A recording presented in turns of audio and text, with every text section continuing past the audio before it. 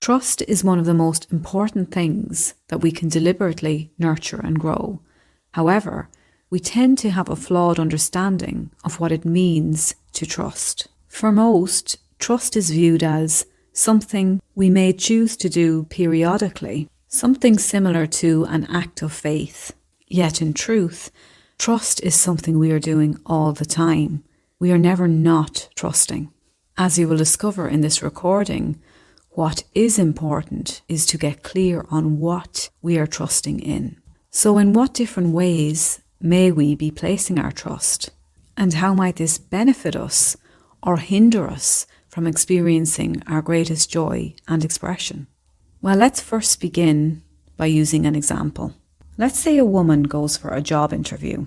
She knows she has the work experience and the required qualifications for the position.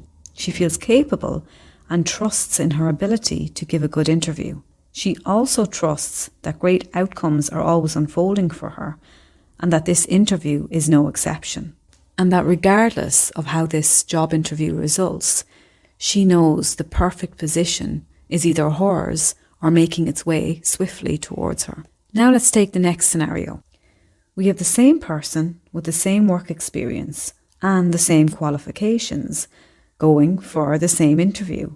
Only this time, she trusts in a different way. She trusts that great job opportunities like this one are hard to come by, that they typically get snapped up by other people who are perhaps a better fit for the position than her. And so she trusts that her expectation of receiving the position for this job interview is low. So here you have two versions of the same person, both with exactly the same circumstances, however two different lenses in which they place their trust. As you can imagine, the first version, who places her trust in a positive outcome and a much more preferred interview experience, she is going to have a much more attractive energy and likelihood of being selected, versus the second version, who is trusting in a less preferred experience and outcome. So how can we learn to trust in a way that better serves us? Well, first of all, we must become present enough to notice the dominant ways in which we are placing our trust. Here are some examples. Have you ever observed yourself practicing patterns of people-pleasing or not respecting your personal boundaries?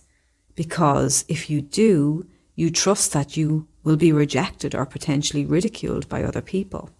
Maybe you've observed yourself placing trust in the idea that good things never last, like the analogy of waiting for the other shoe to drop. Because when something really good happens, you believe it will be short-lived.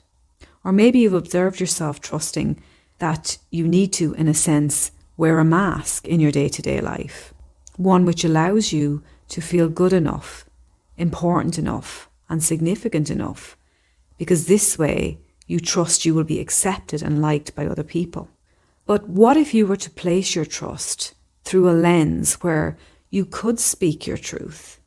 You could say no when you want to say no. You could allow your authentic self to be enough, to feel significant, important, and accepted by others. Then you could experience your reality, your life, through a more preferred lens. You see, life must reflect back to you supporting evidence of this new placed trust, because physical reality is simply a mirror.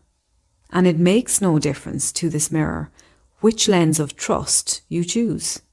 It is your absolute free will to make that choice. However, when you become aware of the unpreferred ways in which you are choosing to place your trust, and then you decide to upgrade these to something that feels better, your physical reality must follow suit and recalibrate itself to present preferred outcomes and experiences in your daily life.